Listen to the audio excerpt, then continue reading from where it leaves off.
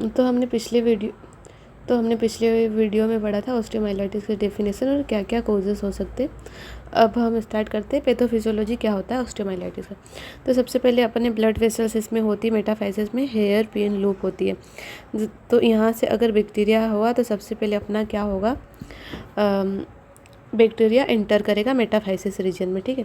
ये अपना bacteria inter करेगा, फिर यहाँ पे इन्फ्लामेशन कराएगा जिसकी वजह से क्या होगा, यहाँ पे न्यूट्रिशन का डिप्लीशन हो जाएगा और बोन एब्सिस देखने को मिलेगा। अगर एब्सिस हो गया तो उस वो वाली इतनी रीजन में एब्सिस हुआ तो यहाँ की बोन क्या हो जाएगी, डेड हो जाएगी। तो यही हम लिखते हैं। सबसे पहले बैक्टीरिया क्या करेगा, बैक्टीरिया इंटर करेगा कहाँ पे, मेटाफाइसिस में, ठीक है। फिर उसकी वजह से क्या होगा, इन्फ्लामेशन देखने को मिलेगा अपने को बोन में, इन्फ्लामेशन, ठीक है। फिर उसकी वजह से क्या होगा, इन्फ्लामेशन की वजह से वहाँ पे न्यूट्रिशन डिप्लीशन हो जाएगा, न्यूट्रिशन डिप्लीशन और एब्सिस फॉर्मेशन देखने को मिलेगा, एब्सिस फॉर्मेशन। अगर एब्सिस फॉर्मेशन होगा तो वहाँ की बोन क्या हो जाएगी, डेड हो जाएगी, बोन डेड हो जाएगी जितने एरिया में एब्सिस फॉर्मेशन हुआ है। ये अपना हो गया फर्स्ट वाला कि बैक्टीरिया कैसे एंटर करते हैं और क्या क्या चीज़ें देखने को मिलेगी। तो इतना हो रहा है तो इसको अपन बोलेंगे, इतना हो रहा है इसको बोलेंगे एक्यूट ऑस्टियोमाइलाइटिस, एक्यूट ऑस्टियोमाइलाइटिस, ठीक है। इतना हुआ तो फिर आगे क्या होगा, आगे की प्रोसेस हम देखते हैं। टीबिया का लोअर एंड बना रहे हैं, ये ब्लड वेसल, ठीक है। ये अपना इसको कवर कौन करता है, अपना पेरियोस्टियम कवर करके रखता है, ठीक है, बोन को। फिर आगे क्या होगा, जो अपना एब्सिस जहाँ पे बन गया ना, मतलब कि यहाँ पे एब्सिस बन गया, एब्सिस, तो ये एब्सिस क्या बना लेगा, पूरा सड़ जाएगा, सिक्वेस्ट्रम बना लेगा। फिर एब्सिस के बाद क्या बनेगा, सिक्वेस्ट्रम, ठीक है। सिक्वेस्ट्रम बनेगा, पूरा सड़ा हुआ चीज़ है, तो यहाँ पे क्या होगा, फिर नए जो ऑर्गेनिज्म है वो ग्रो करने लग जाए। कि जो कुछ सड़ी चीज़ें रहती तो वहाँ पे फिर बहुत ज़्यादा रेप्लिकेट करेंगे ऑर्गेनिज्म, ज़्यादा और मात्रा में ज़्यादा बढ़ेंगे, ठीक है। और ये पहले इसको लिख लेते, अपना क्या बन रहा था, बोन डेड हो रही थी क्योंकि एब्सिस फॉर्मेशन बन रहा था। एब्सिस के बाद में क्या होगा, आगे यहाँ से लिखते हैं, एब्सिस के बाद में अपना ये आ गया, यहाँ से एब्सिस फॉर्मेशन हुआ, फिर क्या बनेगा, सिक्वेस्ट्रम, सिक्वेस्ट्रम फॉर्मेशन होगा। सिक्वेस्ट्रम जैसे ही फॉर्म होगा, पूरा सड़ा सड़ा था, उसके बाद में क्या होगा, अपना यहाँ पे न्यू ऑर्गेनिज्म ग्रोथ करने लगेंगे, न्यू ऑर्गेनिज्म ग्रोथ, ठीक है। जैसे न्यू ऑर्गेनिज्म ग्रोथ करेंगे तो ये क्या करेंगे अब कि हम यहाँ पे बोर हो रहे तो घूम के आते, तो ये जाएंगे पेरियोस्टियम में, यहाँ पे पेरियोस्टियम, तो पेरियोस्टियम में अपनी कौन सी सेल है, ऑस्टियोब्लास्ट सेल है। तो ऑस्टियोब्लास्ट को लगेगा कि कोई खतरा आ गया तो ये एकदम प्रोलिफरेट करेगी, एक के बाद एक बढ़ती जाएगी कि हमें बचना है खतरे से, सेना अपनी तैयार करेगी, ठीक है। तो ये क्या हो रहा है, अपना न्यू ऑर्गेनिज्म कहाँ जा रहेगा, माइग्रेट करेगा अपना पेरियोस्टियम में, माइग्रेट पेरियोस्टियम,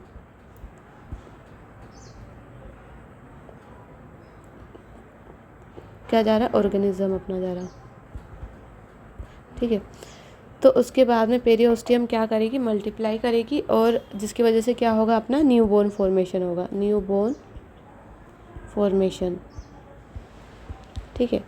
जैसे न्यू बोन फॉर्मेशन हुआ, ठीक है, यहाँ तक तो ठीक है। अब ये चीज़ें जो है सड़ी हुई, यहाँ पे जो पूरा सिक्वेस्ट्रम बना, ये पूरा क्या बन जाएगा, अपना पस बन जाएगा, ठीक है। पूरा एकदम सड़ा सा, इन्फेक्टेड है बहुत ज़्यादा, तो ये अपना हो जाएगा पस फॉर्म हो जाएगा। अब ये पस का क्या है कि ये बाहर निकलना पड़ेगा, जो ये एब्सिस है, पस है, तो ये पस चाहेगा कि मैं बाहर निकलूँ। अब यहाँ पे मैं भर गया पूरा, तो ये बाहर भी तो निकलेगा, है ना। तो ये क्या कैसे करेगा, सबसे पहले तो ये यहाँ से जाएगा, ये यहाँ पूरा परफोरेट करेगा, ठीक है। और ये यहाँ पे अपना पेरियोस्टियम, इसको भी परफोरेट करें। फिर यहाँ पे अपने सॉफ्ट टिश्यू होंगे, ये स्किन है, इसको भी परफोरेट करके ऐसे बाहर निकल जाएगा, ऐसे ओपनिंग बना के पूरा। सो अपने इसको ऐसा लिख सकते हैं, 1 मिनट, यहाँ से ये चला, इसको परफोरेट किया, यहाँ पे अपने सॉफ्ट टिश्यू है और ये स्किन है, तो ये यहाँ तक आ गया, परफोरेट करके सॉफ्ट टिश्यू में चला गया, फिर स्किन को भी परफोरेट करके ये बाहर निकल जाएगा। तो इनके नाम दिए हुए हैं, जैसे न्यूबॉर्न बनी, फिर उसके बाद में क्या होगा, जो एब्सिस और पस, मोर एब्सिस एंड पस बना, और ये क्या करेगा, परफोरेट करेगा। जो अपनी न्यू बोन बनी ना, इसको क्या नाम दिया हमने, इनवलक्रम। क्या बोलते हैं,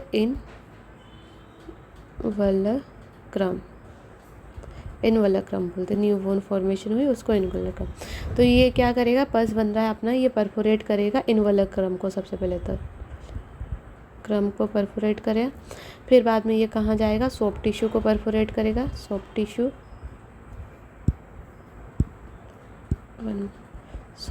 को परफोरेट करेगा, और उसके बाद में स्किन को परफोरेट करेगा।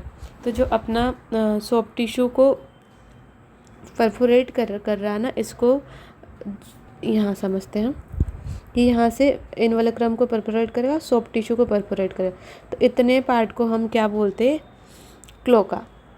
जो अंदर वाली जो पाथवे है ना, उसको क्लोका बोलेंगे। और जो बाहर आ गया, स्किन को परफोरेट करके आ रहा है, स्किन से बाहर अपने को ओपनिंग दिखेगी, छोटी छोटी डक्ट की ओपनिंग ऐसे दिखेगा, तो उसको अपन बोलेंगे साइनस। ठीक है। तो यही बात है कि सॉफ्ट टिश्यू को और यहाँ तक जो परफोरेट करके आ रहा है, उसको हम क्या बोलेंगे, क्लोका। जो ओपनिंग है उसको बोलेंगे क्लोका। ठीक है। और सॉफ्ट टिश्यू के बाद में ये परफोरेट करेगा स्किन को, इसको बोलेंगे बाहरी ओपनिंग जो दिखेगा, उसको बोलेंगे साइनस। ये सिंपल सी चीज़ें थी, कुछ इसमें मगअप करने की कोई ज़रूरत नहीं। तो जो सिक्वेस्ट्रम से ये यहाँ तक का जो पार्ट है, ये क्रोनिक ऑस्टियोमाइलाइटिस में आता है। Chronic osteomyelitis.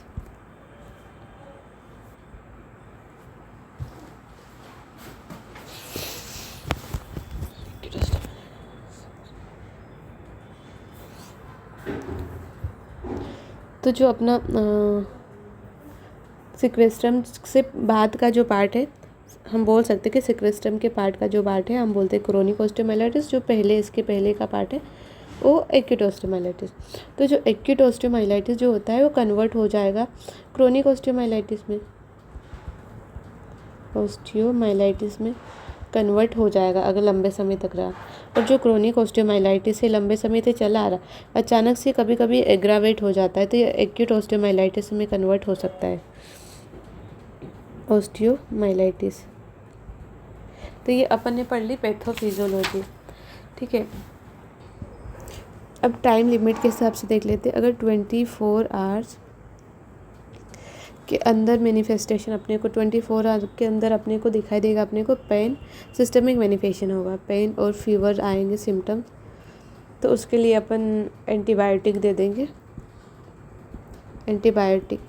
और इससे मैनेज भी हो जाएगा। अगर 24 आवर्स से ज़्यादा का है, ज़्यादा तक हो गया, तो अपने अब तक क्या हो चुका होगा, एब्सिस फॉर्मेशन हो चुका होगा। तो एब्सिस के लिए क्या करेंगे, अपन ड्रेन कर लेंगे एब्सिस को। ठीक है। और इंसाइज करके ड्रेन कर लेंगे, यहाँ पे लिख देते हैं, इंसाइज करके ड्रेन कर लेंगे। ठीक है।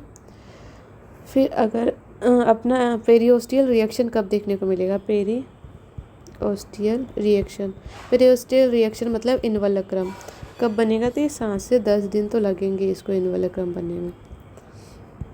इनवलक्रम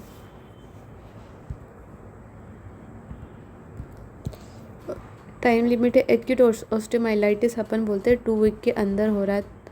ठीक है। और क्रोनिक ऑस्टियोमाइलाइटिस में क्या होता है, अपना 2 वीक से ज़्यादा, यानी कि 4 वीक से ज़्यादा हो रहा है, तो हम बोलेंगे क्रोनिक ऑस्टियोमाइलाइटिस। अब क्लिनिकल फीचर्स क्या देखने को मिलेंगे। क्लिनिकल फीचर्स तो सबसे पहले तो फीवर होगा, पेन होगा, जो हमने पहले भी देख लिया था, जॉइंट पेन होगा, जॉइंट बोन पेन होगा, फीवर होगा, और स्वेलिंग होगी क्योंकि इन्फ्लामेशन वाली चीज़ों में हमने पेटों में पढ़ा था स्वेलिंग होती है। और एकदम ऐसे लगेगा कि लेग अपना पैरालिसिस हो गया, तो इसको अपन बोल सकते हैं पैरालिसिस रियल वाला नहीं होगा, पर दर्द की वजह से, पेन की वजह से वो पैर को हिला पिला नहीं सकता। दर्द की वजह से, पेन की वजह से क्या होगा, एकदम वो हिला नहीं सकता, रेस्ट करेगा, बैठा ही रहेगा, उठेगा नहीं। तो उसकी वजह से क्या लगेगा अपने को कि पैरालिसिस हो गया उस टाइप से, पर पैरालिसिस नहीं होता है, ऑस्टियोमाइलाइटिस की वजह से होता है। तो अपन इसको बोलेंगे स्यूडो पैरालिसिस जैसे सिम्टम आएंगे, स्यूडो पैरालिसिस। क्यों होगा? Due to the pain, course पता है हमें।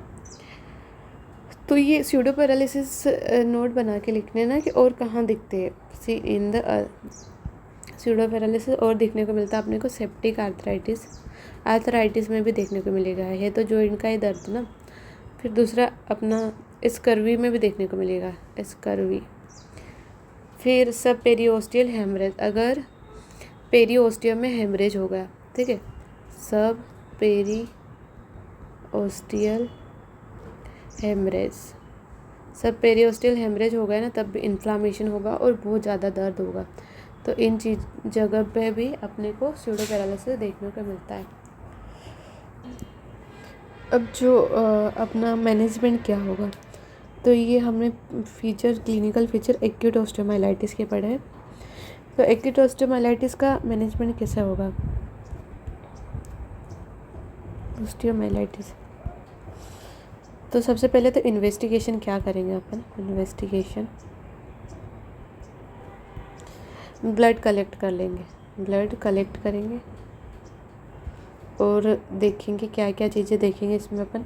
WBC लेवल देख लेंगे, इन्फेक्शन में बढ़ता है, ESR देख लेंगे, ESR देखेंगे, सी रिएक्टिव प्रोटीन का लेवल देख लेंगे और ब्लड कल्चर कर लेंगे। जो भी बैक्टीरिया है वो ब्लड कल्चर में अपने को दिख जाएगा, ठीक है।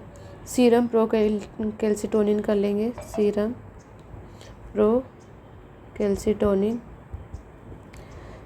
फिर बाद में अगर दर्द हो रहा था ना, फीवर आ रहा था, तो उसके लिए क्या देंगे अपन? एंटीपायरेटिक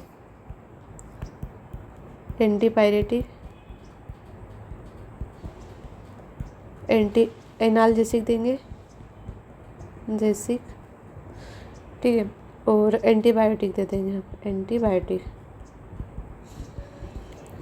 रेडियोलॉजिकल फीचर क्या दिखेंगे अपने को एक्यूट में? रेडियोलॉजिकल फीचर,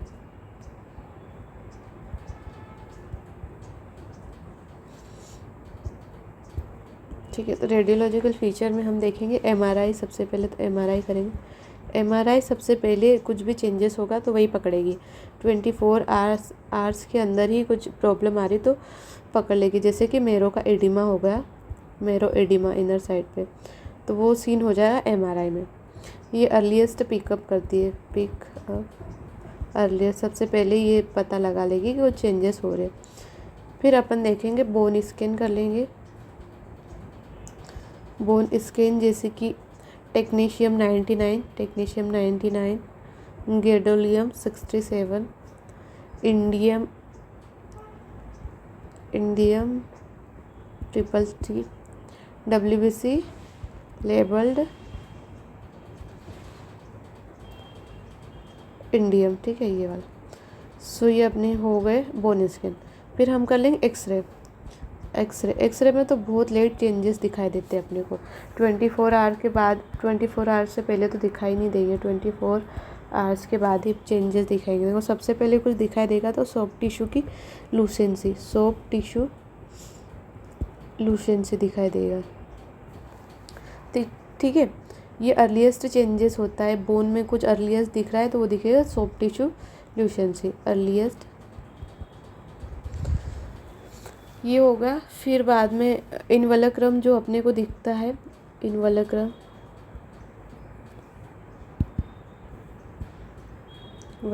देखने को मिलता है अपने को 7 से 10 दिन में। हमने पहले भी पढ़ा था, अब भी पढ़े। गोल्ड स्टैंडर्ड, अब मैनेजमेंट कैसे करेंगे? देखो ये तो ठीक है, बायोप्सी जो रहती है किसी भी चीज़ को पता लगाने के लिए गोल्ड स्टैंडर्ड होती है। ठीक है।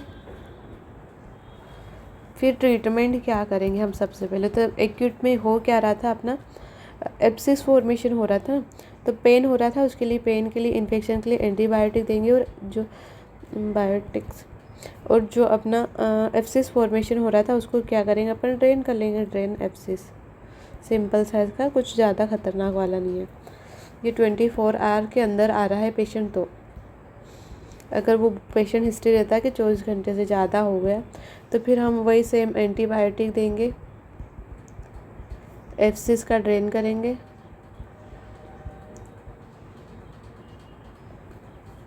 पर सर्जिकली ड्रिलिंग भी करेंगे इसमें अपन, सर्जिकल ड्रिलिंग, तो ये एक्स्ट्रा पॉइंट है। ये होगा। फिर कॉम्प्लिकेशन क्या हो सकते हैं एक्यूट ऑस्टियोमाइलाइटिस के? तो कॉम्प्लिकेशन ये हो सकता है एक्यूट या क्रोनिक ऑस्टियोमाइलाइट और एक्यूट ऑस्टियोमाइलाइटिस का, कि जो एक्यूट है वो क्रोनिक में कन्वर्ट हो जाएगा। तो क्रोनिक ऑस्टियोमाइलाइटिस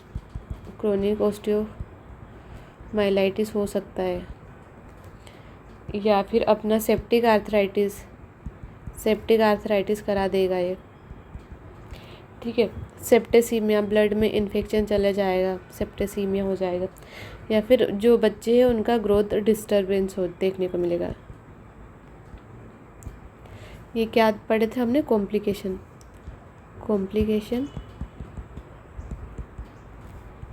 ऑफ ऑस्टियोमाइलाइटिस। कौन सा? Acute osteomyelitis.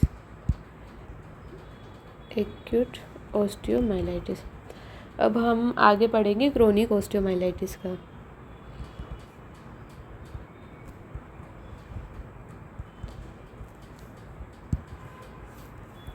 तो हमने इधर पढ़ा था, कुछ कॉमन बातें पढ़ी थी कि क्या क्या ऑस्टियोमाइलाइटिस की पैथोफिजियोलॉजी क्या होती है, फिर बाद में क्या क्या कोज हो सकते हैं वो पढ़ा था। फिर बाद में हमने देखा था कि एक्यूट और क्रोनिक में क्या डिफरेंस है, और फिर हमने पढ़ा था कि जो एक्यूट वाला, यहाँ से हम पढ़ेंगे एक्यूट, ये जो था फीवर और ये आ रहा है, ये यहाँ से हम पढ़ेंगे एक्यूट ऑस्टियोमाइलाइटिस का हेडिंग डाल लेना, एक्यूट ऑस्टियोमाइलाइटिस। इससे ऊपर हमने कॉमन दोनों का क्या होता है वो पढ़ा। फिर एक्यूट का मैनेजमेंट हो गया, अब हम पढ़ेंगे क्रोनिक ऑस्टियोमाइलाइटिस।